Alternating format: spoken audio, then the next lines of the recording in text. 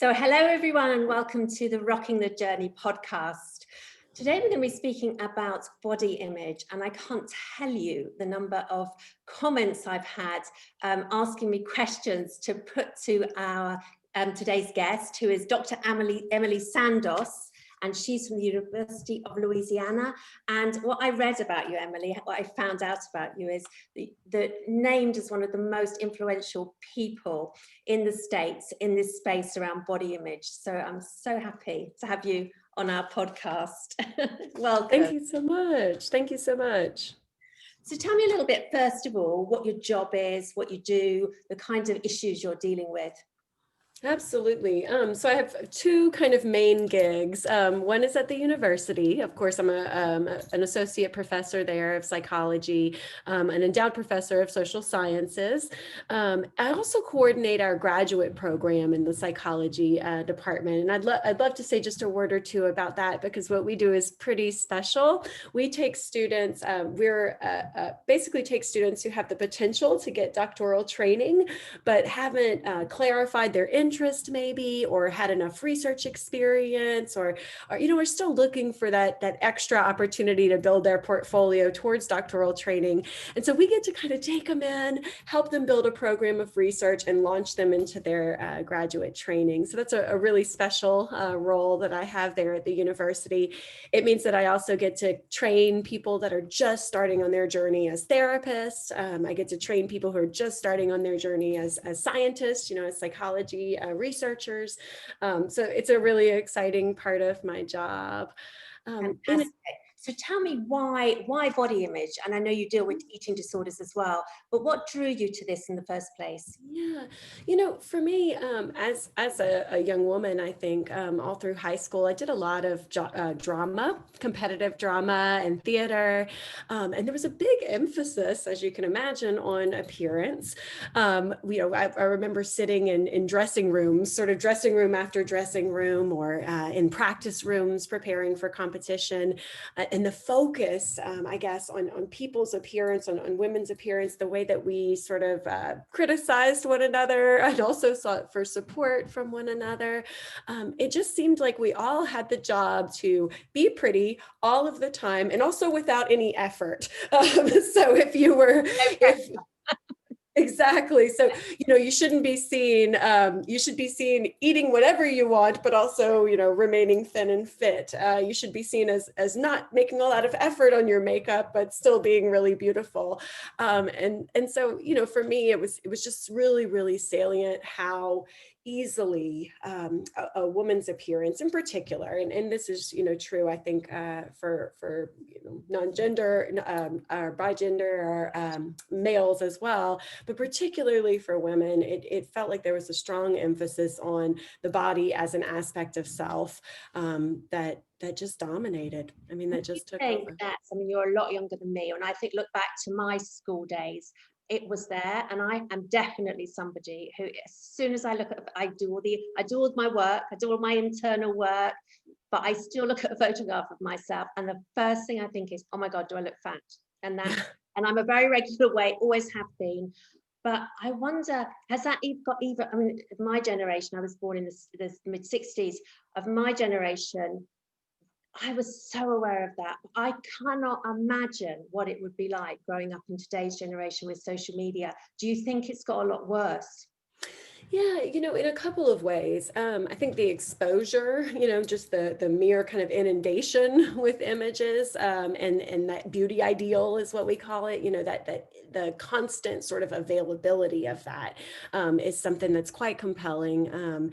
And, while we don't necessarily see rates changing that much. It does seem like the level of dysfunction, like the way that it interferes with people's lives, can get bigger and bigger. Now, instead of just maybe having that pause when you're looking at the picture, or going, oh, I don't want to look at that, and putting it away, you might be challenged to spend an hour taking 14 or 15 selfies to post, and that might even be part of your job. That might even be part of your work to do that. Not only that, but there's also been a transition from, sort of thinness in the late 70s and early 80s to fitness. And the idea that that is somehow more healthy, more acceptable, to not be necessarily seeking, waif-like thinness, but to instead be seeking oftentimes just as improbable and unlikely levels of, muscularity and sort of litheness that some people just aren't built like that. So we have seen a shift in that direction as well. The one thing I have noticed, I started my life as a fashion journalist, and then all the models were completely waif-like, really slim, and that was that. And certainly in my lifetime, I have noticed much more of a shift to more diversity, towards older models, towards larger size models, and that feels like a healthy thing. That feels like that you could look at someone and think, that person actually looks more like me. Yeah, absolutely. I mean, representation in those areas is so monumental. We think of certain, if you look at the media over the years, absolutely, especially in fashion, not so much, I think, in Hollywood, in film, I think has been kind of late to catch up. But in fashion, I think we've seen some people really dedicated to that. There are other things that come up in terms of, still seeing some kind of whitewashing or mainstream sort of beauty ideals put on the variability there. You also have some movements that I think have some mixed results, body positivity movements that have come up and kind of taken hold in some of the fashion world, that have had some mixed results. Again, even there, you get some odd ideals. People still really focusing on a particular way that a body should look in order to be attractive. My work is really all about, there's so many different ways to experience the body, and so many different aspects of the self that are as important or more important than appearance. So just because our audience is very interesting, I was saying to you just before we came on, our audience is probably kind of 40 plus women, but through saying I was going to be speaking to you today, I did get a lot of messages from younger women too. But obviously with the aging, so you're already kind of, that hopefully we get a bit wiser. And I think that is true. You do get a little bit, realize that actually there is more to life than how thin you are and all these things. But also, I have received a lot of letters from women, and I was just looking at one now. It was a lady wrote to me and said that she had never considered herself beautiful, and I want to talk to you about reality and perception on that. But she had believed that she was good at her job, but now she was coming to the end of her career. She felt her life was totally worthless, because she said, I completely disappear in a crowd, and I just don't have anything else to kind of offer the world. And I just felt it's so tragic of how, how aging kind of affects this whole, we still feel, are we still fixated on this kind of issue? And then the issue of cosmetic surgery and all those things come into play. Absolutely. One of the things that I've said about the body and why body image is such a strange aspect of self, why it can be so compelling, is that it's a forward facing, it's a bit of you, that's sort of forward facing. It's a bit of you that other people get to categorically, without you even choosing, from across the room, that they get to judge and make sense of. And, either explicitly or just from experience, you know that those judgments have impact on your life and your opportunities. But not only that, but your body is an aspect of self that sort of changes constantly without your permission. You might wake up and have, a spot, a blemish on your face. Your hair might be sticking up in a way you didn't anticipate. You might suffer an injury that impacts the actual sort of shape or function of your body. And then just the process of of aging. I mean, I remember my grandmother saying when we were young, she said sometimes she would look in the mirror and she would just think, who's that old lady? You know, she was in her 70s and she probably looked to be in her 50s. But I asked her at that time, I said, well, Mama, how young do you feel inside? You know, when did you stop feeling older? And she said at 82, she said, oh, about 27. So she described expecting to look in the, and that she would look in the mirror. She really had the sense that she was going to look in the mirror and see a 27-year-old version of herself. Somehow you're just kind of, you get into acceptance, but that, I mean, that doesn't always happen, does it? It's very true. So just looking at the kind of, because I know some of the messages that I got from my mother, who was incredibly beautiful. She did some modeling, she was incredibly beautiful. And I think some of those messages as a child were very unhelpful to me, that, you know, you didn't have value unless you looked a certain way. And I've had to work through my life of kind of challenging those issues. I had girls as well, so I worked hard at that. But how important are those messages that we're giving to young girls? They're phenomenally important, Debbie, and not always like we expect. You know, I think we really focus and can see very clearly. It's almost intuitive, the sense that you know, if we're told we're not pretty, or if we're told we have, you know, oh, we have to put extra effort to look a particular way, those kind of obviously negative messages, it's easy to understand how that would be harmful. What we sometimes miss is the opposite.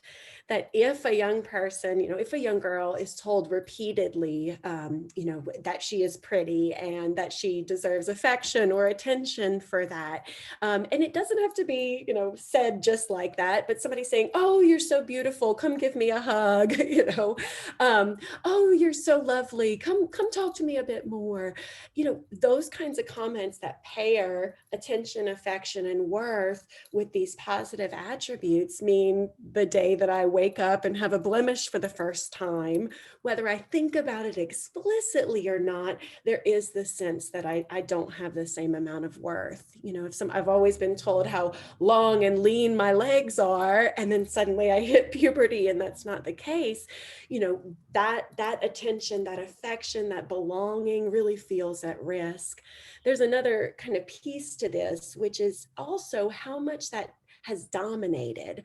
You know, there's a difference between the young girl who gets up and plays in a piano recital, and then when she comes down and her mother says, you know, wow, you've practiced so hard, I could really see your hard work, or wow, I heard how carefully you played the notes with so much emotion, I felt really connected to you. And the girl who comes down and her mother says, wow, you were the prettiest little girl up there. Despite the effort, despite the emotional expression, that emphasis on that being how you are seen, how you are appreciated, how you are known, you know, it's insidious. It kind of gets in there. And you know, I think sometimes what people hear, especially people who feel like they don't struggle much with body image, they hear it as a kind of vanity, you know, hear it as a shallowness or a vanity. And when you think about how insidious those kinds of comments are, I mean, it becomes your very sense of who you are and what your worth is. I can imagine it kind of sets that young person up, as I think it probably did to me in a certain extent, that you have value as long as you look like this. And like you say, as soon as you don't, you know, have an off day or whatever happens in your life, it's such a fragile thing to grow up with. And aging in itself is going to take some of that away anyhow. So absolutely. Really difficult. Yeah. Now I want And to it's funny. Sorry, if I could, Debbie, and you know, there's another piece here, which is it's again not always intuitive, but the more successful you are early on at managing your appearance, kind of bigger it can get in your life. Yeah. So if very early on, you know, I struggled with my hair my whole life, I did not accept that it was curly. It needed to be very, very straight. So I sort of struggled with it. And you can sort of imagine, like, if very early, and I never actually got it together. My mom used to always say that she wasn't good at hair and stuff like that. But I actually look back and feel sort of grateful. I can imagine being a young woman, early in puberty when my hair first got curly. And if I had learned to like carefully spend an hour every day straightening it, using hair treatments to calm the curls, it would work. I would feel that discomfort, and then I would get that relief.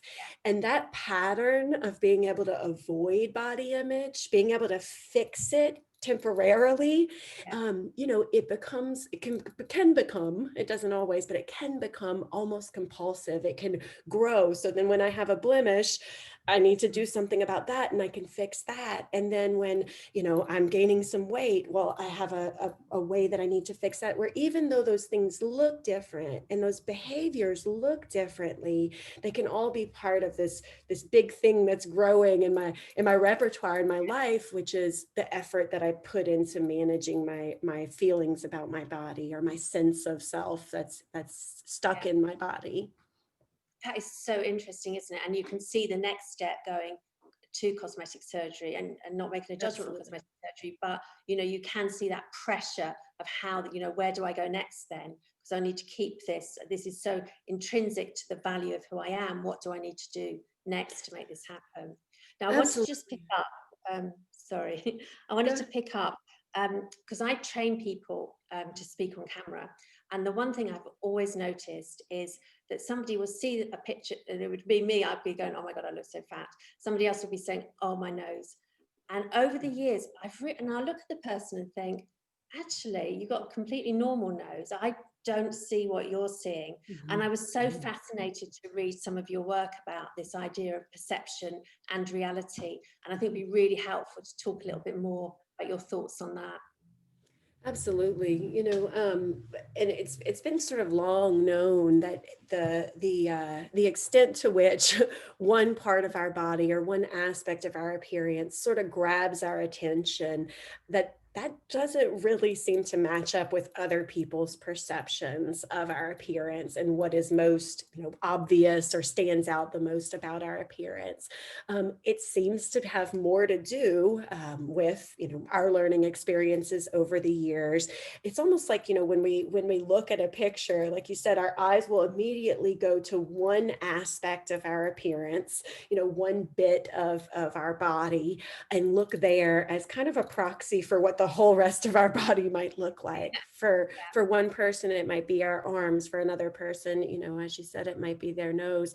And that becomes, not only does their body image sort of end up dominating their sense of self, but this one aspect of their body ends up dominating their sense of their appearance. We actually, there's been some work. Originally, the thought was that this misperception was really about sort of a distorted view, that there was an inaccurate understanding, like almost at the perceptual level. So the idea was that, for example, somebody with a lot of body image struggles would not be able to pick out the picture of themselves that had been subtly, altered. They wouldn't be able to pick out the right one. Or if they watched, looked at a video that had been subtly altered, they wouldn't be able to tell what part of their body had been altered, because they weren't really seeing it accurately, that they were seeing, sort of having a false sensory experience.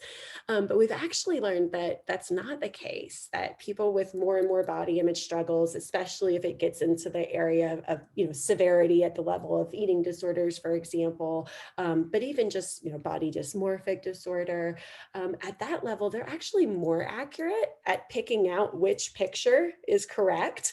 So the actual sensation, the perceptions aren't necessarily different at that level. It's the emotional reaction to it. So they could pick the accurate, image of their nose, for example. I might pick the accurate image of my arms, but when my experience of that, when I experience that, it's that cancels out everything else in the appearance, that is the obvious focus of the picture, that anybody else looking at it, that's the first thing that they would notice. So really that perception reality piece, it seems to be really at the emotional level of the reaction and the focus at the attentional and emotional level. And you can see, I mean, certainly from a young person, and as a young person, I have bulimia, and just definitely that thing, you suddenly, if this is completely limiting your life, because this is so important to you, and this so speaks to me as a young person, Mhm. that, so how do I control it? And kind of, you can see how eating disorders start I mean, at the extreme end. And I guess, Emily, there's quite a lot in the middle, that they're just people just kind of limiting themselves and reducing their joy of life because they've got this emotional hit about something, about what they think they look like. Absolutely. Absolutely. I think for a long time, eating disorders got kind of the spotlight because it was so many health problems associated with it, and such a hard thing for other people to understand, people who don't struggle that way. But again, if you think about the behaviors, not in terms of what they look like from the outside, Yeah. but how they're working for the person, then something that starts with, very carefully straightening my hair every day or using a skin regimen, you know, and the relief that brings, that can very quickly, turn into other behaviors and expand into other behaviors. What I think about is exactly what you said, in terms of, is this a problem? Do I need to do something different? I think of it in terms of, is it dominating? Is it limiting your living? And it's not just in terms of what you might eat, but or where you might go, where food might be. It could also involve physical affection. Are you able to be touched by loved ones or even by your children, by siblings? Are you able to go places where you might have to wear, certain, where you'd be expected to dress in a particular way? Are you able to do an on-camera, interview? When I have a student that's preparing for a research conference, I want them to be excitedly building their skills around public speaking. I want them to be, really showing what they've learned in terms of their study, really refining their statistical knowledge. What I don't want is, I don't want them to be totally dominated by, what am I going to look like up there? And what will people assume about me by my appearance? Yeah, fantastic. So interesting, that limiting piece. And Yes. joy is another thing, which is just so, because I'm quite a fan of positive psychology and like to read about that kind of thing. And one of the big kind of takeouts for me was, kind of, I am such a driven person. I like to work, and I actually had to step back and say, well, so where's the joy in my life? And I love to dance, and dance has been such an amazing kind of opening up of that child in me, almost, that we all still have. And then I heard you did karaoke, which I thought was great. So tell me a little bit about, because you see eating disorders as the absolute kind of stripping any joy out, for me, stripping joy out of life. So how does somebody who may struggle, because I think a lot of people do struggle with this as well, and it just seems so important to living a rich, full life. How does somebody start with this? Because I didn't even realize that I didn't have joy in my life. Yeah, absolutely. I think that it's sort of little pleasures. So the connection, of course, is that limiting action, those limiting actions start to kind of whittle away at even our sensitivity to what is joyous, what brings us pleasure. Asking ourselves, we get kind of crummy, I think, over time, many of us, at asking ourselves what we need, let alone what we might want or what our preference might be. And when we do, it's often not with intention. It might be impulsive. I need a break. And then I'm gonna spend an hour scrolling my phone and not feel any better at the end of that break than I did an hour ago. So I mean, I think the first step is kind of bringing it into awareness. Having little reminders. The second step, I always think about, how can I set future Emily Emily up for more fun. There might be a thing that's more fun right now, um, but actually setting future Emily up for more fun might mean doing the dishes right now. And then later, she can sing some karaoke, Zoom karaoke these days. So I mean, that is a really interesting point. It's almost taking a kind of strategic view to that, to how what is good, to thinking, stepping back and thinking what is going to make me feel better in the long run. And I think so. And I think one of the connections with body image there is the idea of being able to sort of take the same regard of ourselves and the same, compassion and appreciation of ourselves, and be as intentional about our relationships with ourselves as we are with other people. So many of us, would never speak to another person about their appearance as we would to ourselves. But not only that, so many of us could very easily advise a friend, maybe you need to take a break and have some tea, maybe a walk every day would be nice. Maybe we should, connect once in a while. Then could very easily offer that to another and see it, just have it in their awareness that that thing is missing. But not so easily sort of see it in themselves. Taking that little step outside of ourselves and asking ourselves, if I was looking in on the version of me that's doing the pandemic and the remote working and all of the family stuff, whatever, if I could sort of step outside of myself and ask myself, what does that version of me need? What would really be nice for that version? If I could give that version of me, a treat, something special, a little indulgence, what would that be? So I think, we're gonna have moments that we sort of have mini burnouts and we take breaks, or we can't sort of persist all on things that aren't, that aren't joyful or pleasurable. But when we don't do that with intention, that time is used anyway, and maybe not productively, and it doesn't feed or energize us or help. And the more that we do it, the better we get at it. So the more, just like we can kind of lose our sensitivity to opportunities for joy and opportunities for meaning, for things that are important, that we choose to be important to us, just like we can lose that over time, we can also build that. So I encourage people by putting little bits into your life that starts to improve your mood. And absolutely.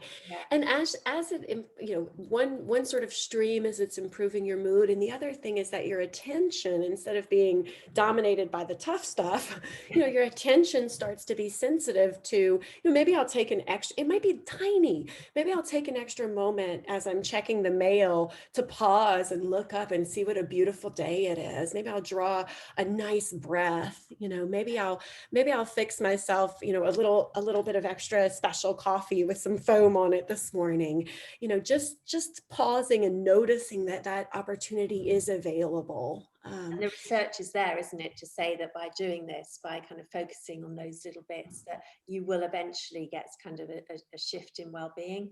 Absolutely. You can almost think of it like two modes, and one mode is about detecting and getting rid of threat or getting away from threat.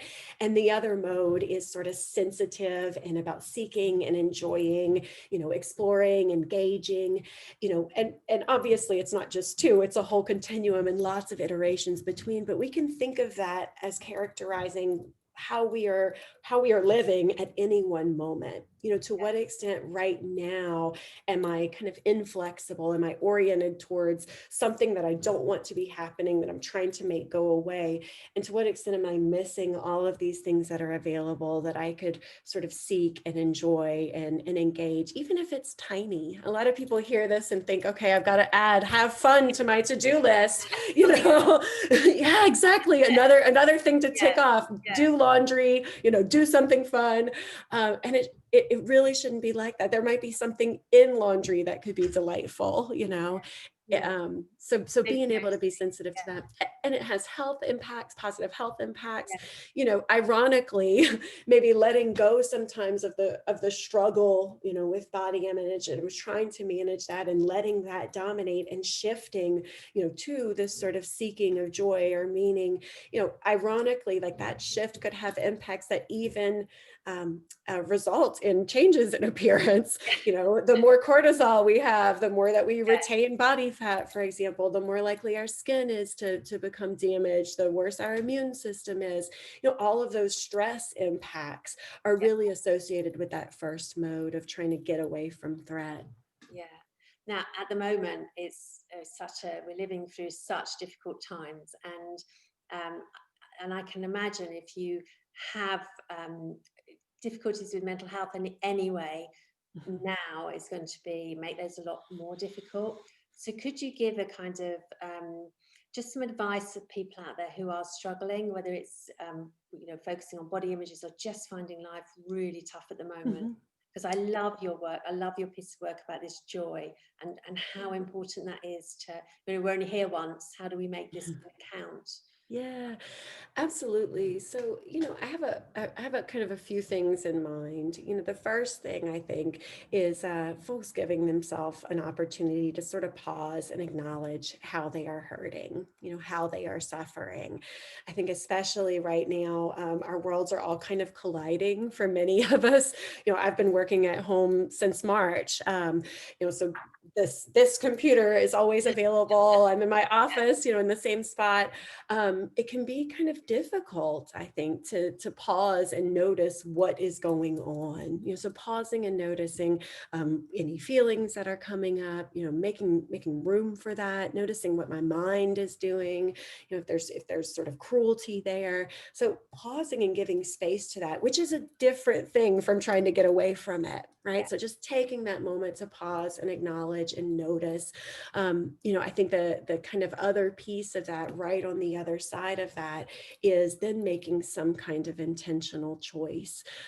So making some kind of choice that honors, it could be something pleasurable, just something that kind of, feels good or is nice for the moment. It could be something joyous that is kind of energizing, and it could be something really significant, really meaningful, something that really matters and might have longer term effects, but at any moment being able to first, and I think those two go together, acknowledge what is or accept what is part of fostering any kind of change in our trajectory.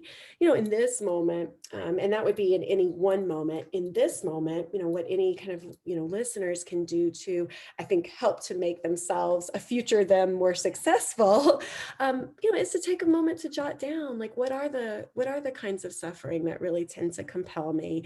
What are the pains that I sort of walk around with? And what might a moment of, pleasure, a moment of joy, a moment of something really significant or meaningful to me, what might those kinds of activities look like?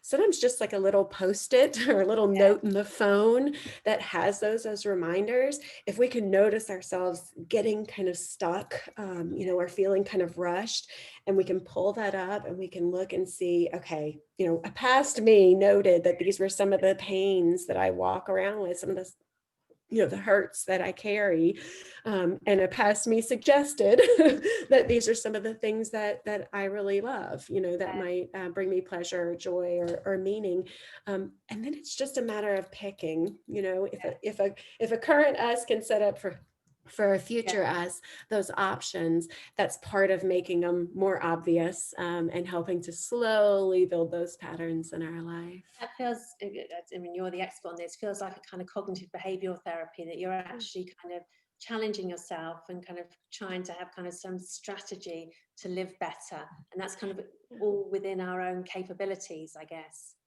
Yeah, and there's kind of two big bodies within cognitive behavior therapies. One sort of area really leans in hard on, we have to change our minds to change our behavior. My work has really sort of been the opposite, like maybe changing our behavior is how, our minds change, maybe by taking those actions that celebrate my life and even celebrate my body, is part of how my impressions of my body come to change, part of how those emotions and even the thoughts and judgments change, that being actually secondary. So the idea being like, we don't always have to let our mind kind of drive the bus. It doesn't always have to be the agent there. Yeah, that feels very simple. It feels a very simple thing that everybody can do. So just finally, I mean, I could talk to you all day. It's so interesting. But just finally, because I am aware that you've written this book about body image, which I'd imagine I've had a dip into it. It's a fantastic resource for anybody with issues around that. And I also have had a couple of people who've written to me who have children, girls with anorexia. And I know you're in the States and I'm in the UK, but and so the services will be different. So it's more difficult to advise on that. But is there kind of a couple of things you could say to those parents of what they should do now? You know, they're worried and they're what would you be advice? Yeah, I think that we tend to in those areas, I think what I would say is we tend to see the problems, especially if it's at a severe level, especially if it's impacting medically, we tend to see those and focus on making those go away. And that can narrow us down and put us in that mode where we're fighting threat instead of looking for ways to enhance and to grow life. I think the same thing, as difficult as it is, the same thing applies there, to the extent that we can, as parents, focus on building aspects, joyous aspects into our relationship, meaningful interactions, and also building those worlds, for our daughters, making it to where that is accessible and where they have examples of creating those opportunities, for themselves or for their relationships. I think that's a part that our traditional treatments sometimes miss. We can't just get rid of the disordered eating. We have to build a life that is worth more than a particular appearance or a thought or feeling about the body. So not missing that. When your daughter was well, what were some things that were really celebrated in your relationship, in your home? What are some things that she really loved that you never got quite understood that perhaps she could teach you about? We sometimes underestimate how meaningful it is for someone, even when we are really struggling, to see us for more than our struggle and to assume that there's more to us than this thing that's really causing us pain right now. Emily, that's so lovely. Thank you so much for your time today. Absolutely. Thank you.